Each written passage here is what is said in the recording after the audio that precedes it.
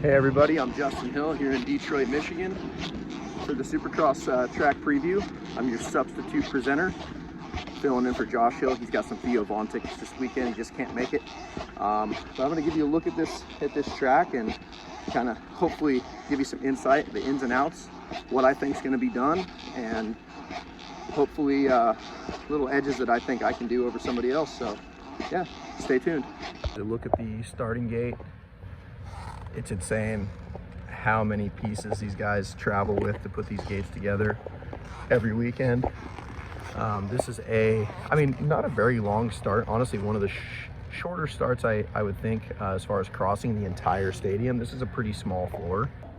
All right, it looks like we have a 90-degree left-handed start this weekend in Detroit. Another one of these kind of offshoot on-offs with no gap here. They've been doing a lot of these kind of obstacles this year. Personally, I don't really dig them that much, but they definitely seem to make the first turn a little safer. I have a feeling you're going to want to go over this and go triple down at the end of the lane. But there might be two more, so maybe triple quad, question mark. Okay, so it looks like I was right. There is 4 left after the triple that I believe that you want to do, which is over that tabletop, triple to here where I'm standing, and then there's 4 left, which, I mean, it looks doable. The net is really convenient. That is there, so that surely does play into my mind when I'm thinking of doing something that big. I think it's doable. We'll see. If it ain't me, it seems to be maybe Ombre, Jet. One of these guys will do it. So we've got the second lane here, this being an on-off, probably just tripling and singling out. But once again, there's 4 left, so if somebody gets excited right here on this big lip right there, they might just go all the way out. I'm not sure. That's what makes it interesting. We've got a really nice looking whoop set. It's not the entire lane this weekend here. There is another space before this roller into the sand section. So an entire 2 bike lengths in between the end of the whoop set setting up for this roller into the sand. So yeah, not a full lane, and it looks like to be the only whoop set here. But this dirt looks really, really good. It looks really wet, so they're probably going to get chewed up and gnarly. So I think that one whoop set's all we're going to want. I don't know where they got this sand, but it is the real deal. It is deep sand before the finish. A lot of bikes are going to get upset here. Probably some tip overs on this inside. I don't know if this in between the Triumph Tough blocks and the inside is available, but it seems to be cut way down. I have a feeling they're going to put those Triumph Tough blocks right about here. Probably just sitting there for press in case some guys want to miss the sand. Looks like some guys already rode this morning, obviously, for that really early morning press session. Finish line lip.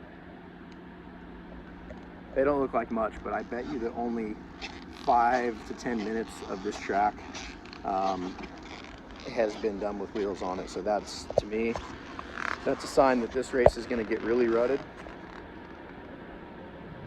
If, just a few bikes for a few minutes made these lines, imagine what 20, 30 bikes for each practice session going all out is going to do. I have a feeling it's going to be a pretty rutted weekend. Got this is the finish line. Pretty standard. Little left swoop into it, hopefully some whips. Little double after it, pretty mellow into this next rhythm, which appears to be, looks like kind of a 3-on option there. 3 on off, maybe 4 out. A lot of 4 out options, to be fair, on this track. It looks like a lot of fun. So this is really an obstacle that we haven't seen quite yet this year. A triple right out of the turn over here, but a really kind of fast low bump into a, what we call a 3-5-3, meaning this is a 3-footer, 3-foot tall jump, a 5-foot tall jump, and then another 3-foot tall jump. So all signs kind of point to just tripling this whole thing into the mechanics area, but that really provides a kind of a off-center way to turn. You're going to land that triple in and have kind of a weird angle on it. So this is interesting. It's not real passy. It's kind of just a bit of a, in my opinion, a little bit of a dead zone where guys aren't really going to make any moves, but it's almost like a reset. You know, you might just get close to somebody. Maybe you can make a pass in a sweeper. This to me is like a real setup portion of the track. But here's another look at the 3-on and the other rhythm. As you can see, like I said, it's already rutting up pretty good. But this one right here, 3ing onto this or 3ing up and over that tabletop is going to be the real question. I'm looking at it like I kind of want to 3 over it, but we'll see how it develops. Depends on how rutted these turns get. If these turns get rutted, it's not going to be doable. So, all right, so we just got done with our first morning press session. We just did this first 7:30 slot just now. A couple things surprised me, honestly. This section that I walked over earlier right here, I mean, look at these ruts. It got so nasty in like 3 minutes that I was tripling onto this tabletop right here. I mean, you can see my line all the way down on the floor is where, you know, going down to first gear and just going way low before this 3-on. So this track is developing really strange. There's no real easy ruts to follow. It pretty much just takes you where it wants to go, really Velcro-y, and kind of does the opposite of what you think the front end's going to do, because it's so sticky. I mean, the dirt's amazing, but you get some of these really goofy, like kind of sideways lines that they really, if you're within the confines of the main line, you're going to go wherever it's taking you. So getting out of that main line, I think, is going to be important this weekend. But there's a little snapshot of you know, post first session kind of stuff.